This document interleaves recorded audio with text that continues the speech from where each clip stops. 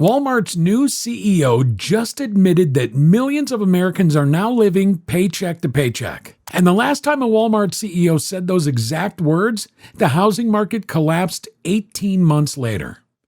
On February 19th, John Furner stood in front of investors and confirmed that the majority of Walmart's growth is now coming from households making over $100,000 a year, while households earning less than $50,000 are managing their spending paycheck to paycheck. That word, paycheck, is the same word Lee Scott used from Walmart's CEO chair in October 2008, 6 months before the foreclosure wave peaked. That's why today we're showing you exactly why Walmart just confirmed what's coming, and why the 2008 warning sign is back, this time hiding inside a different mortgage program nobody's watching. Because here's what's crazy. While Walmart was raising that red flag, a single mortgage product was being driven into the highest delinquency rate since 2021, accounting for 55% of every seriously past due loan in America. Subprime auto defaults already hit a 32-year record, and by Christmas, Bloomberg just confirmed prices on the goods these same paycheck-to-paycheck families buy are about to climb another 5 to 15%. If you own a home, if you're trying to sell one, if you're sitting on cash waiting to buy, what's about to happen between now and Christmas is going to surprise everyone except the people watching this signal. Stick with me, because what these CEOs are saying out loud right now is the exact pattern that played out in 2007. So let's start with what Walmart's CEO actually said, because the wording matters. On February 19th, John Furner, who took over from Doug McMillon on February 1st, told investors that the majority of Walmart's share gains in the fourth quarter came from households earning more than $100,000 a year. For households earning under $50,000, in his words, wallets are stretched. On the same call, Walmart's chief financial officer, John David Rainey, put a number on it. He told CNBC the wage growth gap between higher and lower income shoppers in October was, quote, as large as it's been in almost a decade. Fourth quarter growth in Walmart's fashion category came almost entirely from households earning over $100,000. That's not a normal earnings call. Walmart sits on roughly 90 million weekly customer visits. When their CEO confirms the bottom half of his own customer base is squeezed to paycheck spending, that's the largest consumer database on the planet flashing red. And here's the cliffhanger. The exact same language came out of Walmart's executive suite in October 2008. Lee Scott, then CEO, described baby formula sales spiking around paycheck cycles and called it a worrisome sign customers were holding out for necessities. 18 months later, completed foreclosures peaked at 3.8 million for the year 2010, according to Adam Data Solutions. 2 different decades, 2 different CEOs, the same store, the same warning word. Now, here's the thing. If it were only Walmart, you could call it noise, but Walmart is not alone. On Lowe's most recent earnings call, CEO Marvin Ellison openly told investors that growth in the first half of 2026 will be driven by, quote, wrapping the tariff price increases that we've been implementing. Translation, Lowe's is still pushing higher prices through right now. Home Depot's chief financial officer, Richard McPhail, described the housing market in 2 words, frozen environment. Home Depot's customer transactions fell 1.6% year over year in the fourth quarter, and McPhail told CNBC his customers are talking about, quote, housing affordability and job losses.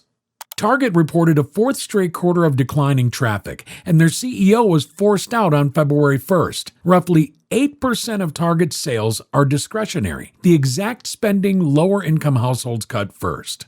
And then Pulte Group, one of the largest home builders in the country, said the quiet part out loud. On April 23rd, CEO Ryan Marshall told investors, quote, economic reports talk to the K-shaped economy and how lower and middle income families are struggling much more than those in upper incomes. He described his own first-time buyers as struggling with stretched affordability and fear of job loss. 4 executive teams, Walmart, Lowe's, Home Depot, and Pulte Group, confirmed the exact same picture inside a 90-day window. The middle of America is cracking. The retail giants who run the largest credit and spending data sets in the country are telling investors out loud.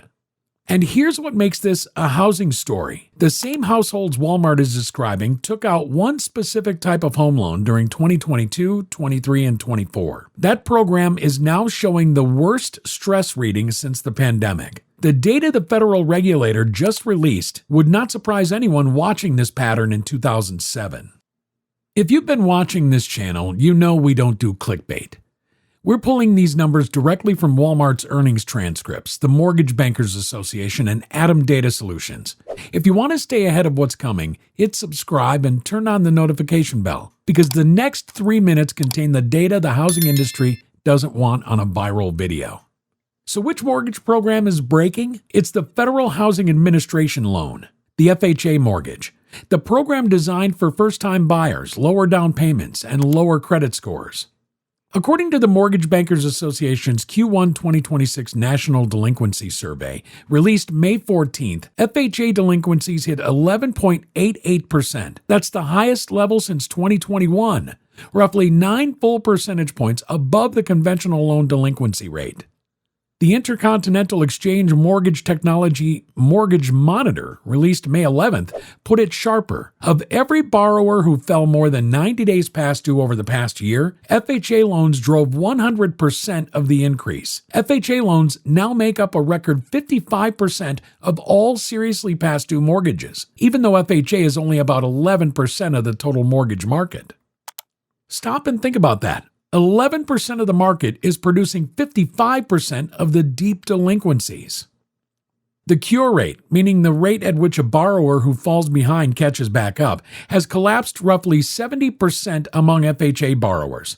They're not recovering, they're entering the foreclosure pipeline. Atom Data Solutions' April 2026 foreclosure report shows completed foreclosures already jumped 42% year over year. Active foreclosure inventory now sits at 273,000 loans, the highest since February 2020. Here's the real-world math.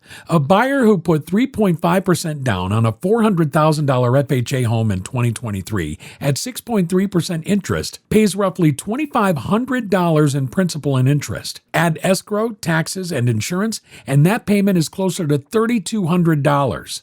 Cotality, formerly CoreLogic, data shows escrow payments alone have risen 45% nationally since 2019. If that buyer is now in the same Walmart cohort earning under $50,000, the entire household budget breaks. That's not theory. That's what the FHA delinquency curve is showing in real time. Here's where this gets geographic and where it gets worse.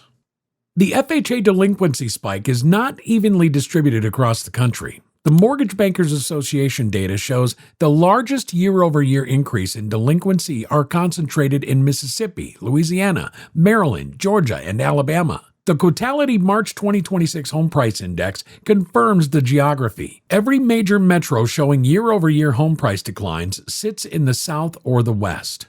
Cape Coral and Fort Myers, Florida, just posted the largest year-over-year home price decline of any major U.S. city, down roughly 9%.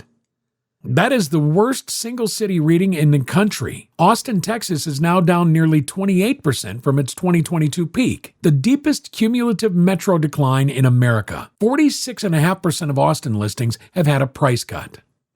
And wait, it gets worse. Atom's April foreclosure data shows Lakeland, Florida now has the highest metro foreclosure rate in the country. 1 in every 1,221 housing units. Florida REOs jumped 108% year over year. Austin foreclosure starts alone rose 150%. And here's the controversial take we're going to leave you with. The mainstream housing media is still calling this a regional correction, a Sunbelt story. They're wrong.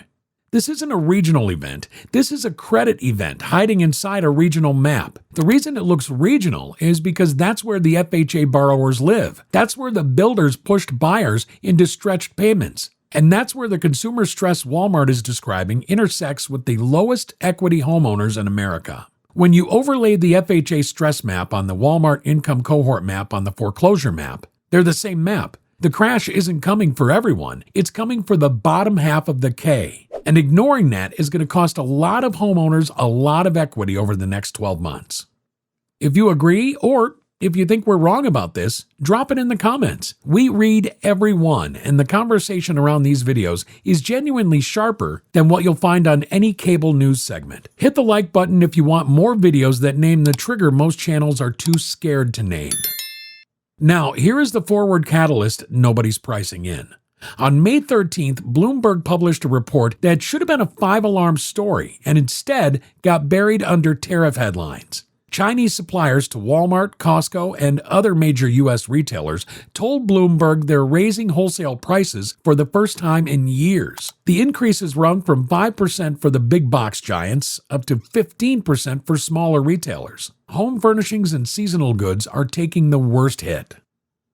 A Jiangxi knitwear factory manager told Bloomberg his prices are up 10% because synthetic fiber raw material costs jumped 20 to 30%. A Jiangsu bedding manufacturer said his major U.S. retail clients accepted a roughly 5% increase in exchange for faster payment terms.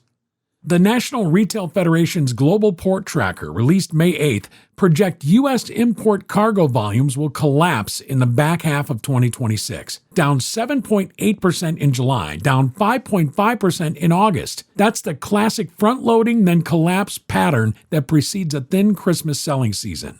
Here's why that matters for housing. The same households Walmart CEOs described as paycheck to paycheck are the households about to face higher prices on the seasonal goods they can't skip. Christmas decor, toys, winter clothing, holiday food. Bloomberg estimates roughly 87% of U.S. Christmas decor comes from China. Those price increases are already booked on orders placed since April. They hit shelves between August and Black Friday.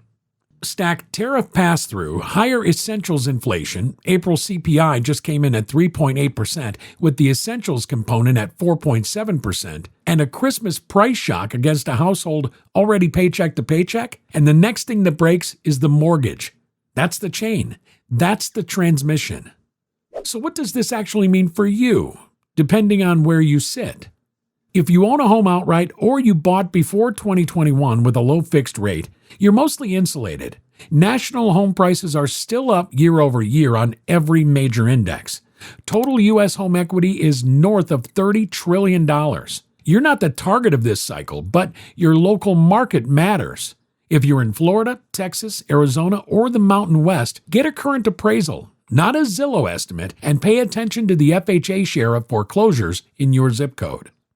If you're trying to sell, especially in the Sun Belt, you're in the most exposed group. Sellers in Miami, Cape Coral, Austin, Tampa, and Phoenix are facing the highest inventory in years. Foreclosure competition and a buyer pool that's paycheck to paycheck on the lower half are waiting on rates on the upper half. If you have to sell in the next 12 months, the data says price aggressively and price first. The sellers who waited too long in 2008 lost the most. If you're sitting on cash waiting to buy, this is your environment. The FHA foreclosure pipeline will produce real inventory at real discounts in the Sun Belt over the next 12 to 24 months. Patience is the asset. And if you bought an FHA home in 2022, 23, or 24 with a low down payment, pay attention. Roughly 17% of 2024 vintage FHA loans and over 25% of VA loans are already underwater, according to Mortgage Bankers Association chief economist Mike Fratantoni. Talk to your servicer. Understand your loss mitigation options. Don't wait until you're 90 days behind to make the call. If this is the kind of breakdown you wish more housing channels would actually do, hit subscribe right now. The next video drops a city-by-city Federal Housing Administration foreclosure ranking. The 12 metros where FHA delinquencies are accelerating fastest, the average loss per homeowner, and the exact zip codes the data says will see the worst price declines through 2027. You won't find that ranking anywhere else. Here's the takeaway we want you walking away with. The 2008 crash didn't start at the closing table. It started at the checkout line. And the checkout line just started flashing red again. Not because the upper half of America is in trouble, but because the bottom half has been quietly drained for 4 years and the retailers who serve them can no longer hide it. This is the K-shaped reckoning. And the K isn't a metaphor anymore. It's a map. FHA delinquencies, Sunbelt foreclosures, paycheck-to-paycheck Walmart shoppers, and a Christmas price shock overlapping on the same households. Walmart just confirmed it.